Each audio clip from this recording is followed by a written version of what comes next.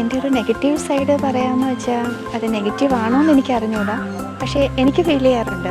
മറ്റൊന്നുമല്ല, എനിക്ക് സന്തോഷം വന്നാലും സങ്കടം വന്നാലും ദേഷ്യം വന്നാലും പെട്ടെന്ന് എൻ്റെ കണ്ണ് നിറയും.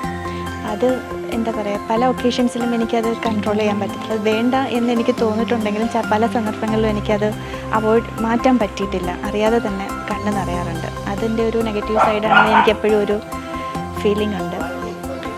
നെക്സ്റ്റ് എൻ്റെ പോസിറ്റീവ് സൈഡ് പറയുകയാണെങ്കിൽ, ഞാൻ അങ്ങനെ അധികം ആരോടും അങ്ങനെ ഒരു ദേഷ്യം കാണിക്കുകയോ അങ്ങനെ ഒരു പൊസസീവ്നെസ്സോ അങ്ങനെയൊന്നും ഞാൻ ചെയ്യാറില്ല.